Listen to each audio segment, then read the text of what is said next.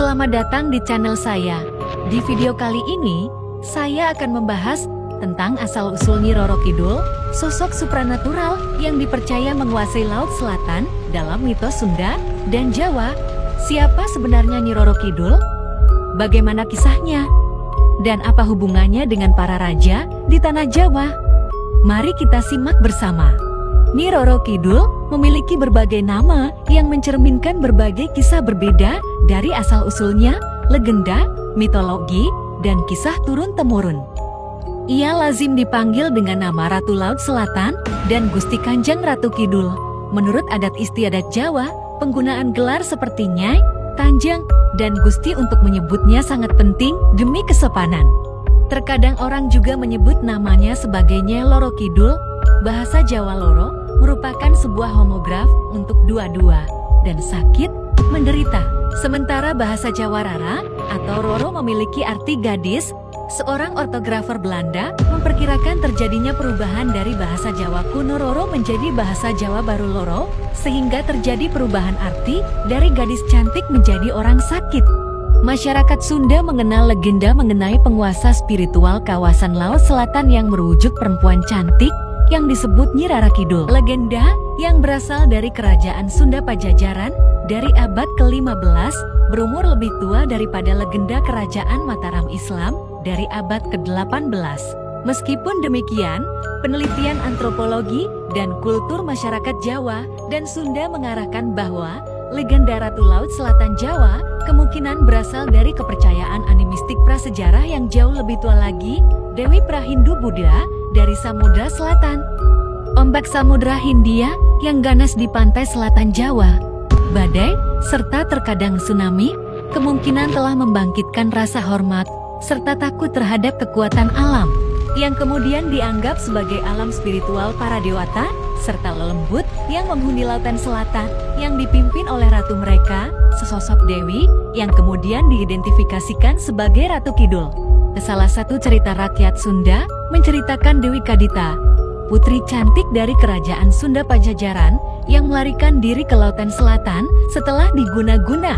Guna-guna tersebut dikeluarkan oleh seorang dukun atas perintah saingannya di istana Ibu Tiri dan membuat putri tersebut menderita penyakit kulit yang menjijikan. Di laut, ia diselamatkan oleh para makhluk laut yang mengangkatnya menjadi ratu mereka. Ia kemudian berganti nama menjadi Nyi Roro Kidul, yang berarti gadis selatan. Versi lain menyebut bahwa Nyi Roro Kidul merupakan keturunan Raja Airlangga dari Kerajaan Kahuripan yang berada di Jawa Timur. Ia adalah putri bungsu dari 3 bersaudara yang bernama Dewi Nawang Wulan. Ia sangat cantik dan pandai menari sehingga dijuluki sebagai bidadari turun ke bumi. Suatu hari, ia menari di depan ayahnya dan kakak-kakaknya. Tetapi salah satu kakaknya, yaitu Bronijaya, merasa iri dan cemburu. Ia pun mencoba untuk mencelakakan adiknya dengan melemparkan keris ke arahnya. Dewi Nawang Wulan berhasil menghindar, tetapi keris tersebut mengenai kakinya dan membuatnya terluka. Darahnya yang menetes ke tanah membuat tanah tersebut menjadi subur dan menghasilkan padi yang berlimpah. Raja Airlangga sangat marah dan mengusir Brawijaya dari kerajaan. Ia juga memerintahkan Dewi Nawang Wulan untuk pergi ke Laut Selatan dan menjaga kesuburan tanah Jawa dari sana. Dewi Nawang Wulan pun berangkat ke Laut Selatan dengan membawa keris pusaka milik ayahnya. Di sana, ia dikenal sebagai Nyi Roro Kidul, yang berarti gadis yang terluka. Ada pula yang berpendapat jika Sang Ratu Laut Selatan merupakan keturunan suku Batak, Sumatera Utara. Ia diyakini sebagai cucu dari generasi pertama Raja Batak. Menurut versi ini, Nyi Roro Kidul bernama asli Putri Sibayak, yang merupakan putri dari Raja Sisingamangaraja I dan Ratu Boru Sihombing. Ia sangat cantik dan cerdas, tetapi juga keras kepala dan suka berpetualang. Suatu hari, ia pergi ke Laut Selatan bersama rombongannya untuk mencari tanah baru. Namun, di tengah perjalanan, kapal mereka diserang oleh bajak laut yang ingin menculik Putri Sibayak. Ia berhasil melawan para bajak laut dengan menggunakan ilmu silat yang ia kuasai, tetapi ia terjatuh ke laut dan hanyut. Para pengawalnya yang selamat mencari-cari Putri Sibayak tetapi tidak menemukannya. Mereka pun kembali ke tanah Batak dan memberitahu keluarganya bahwa Putri Sibayak telah meninggal, padahal Putri Sibayak masih hidup dan terdampar di pantai selatan Jawa. Di sana, ia bertemu dengan seorang pangeran dari kerajaan Pajajaran yang sedang berburu. Pangeran tersebut jatuh cinta pada Putri Sibayak dan meminangnya. Putri Sibayak pun menikah dengan pangeran tersebut dan menjadi permaisuri kerajaan Pajajaran. Ia kemudian berganti nama menjadi Nyi Roro Kidul, yang berarti gadis dari selatan. Nyi Roro Kidul juga dianggap memiliki hubungan istimewa dengan para raja di tanah Jawa, khususnya dari kerajaan Mataram Islam.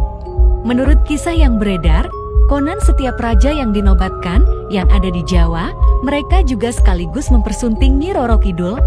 Hal ini dilakukan sebagai bentuk pengakuan atas kekuasaan Nyi Roro Kidul atas Laut Selatan yang dianggap sebagai sumber kekayaan dan keselamatan bagi kerajaan. Nyi Roro Kidul juga dipercaya memberikan berkah dan perlindungan kepada para raja dan rakyatnya, asalkan mereka menghormati dan mematuhi pantangannya. Salah satu pantangan yang paling terkenal adalah tidak boleh mengenakan pakaian berwarna hijau, karena hijau adalah warna kesukaan Nyi Roro Kidul. Jika ada yang melanggar pantangan ini, maka ia akan diculik atau ditenggelamkan oleh Nyi Roro Kidul. Demikianlah kisah asal-usul Nyi Roro Kidul, sang penguasa Laut Selatan. Meskipun kebenarannya masih menjadi misteri, legenda ini tetap menarik untuk diketahui sebagai bagian dari kekayaan budaya dan khazanah cerita rakyat Indonesia. Semoga video ini bermanfaat dan menghibur. Jangan lupa untuk like, komen, dan subscribe channel saya. Sampai jumpa di video selanjutnya. Terima kasih.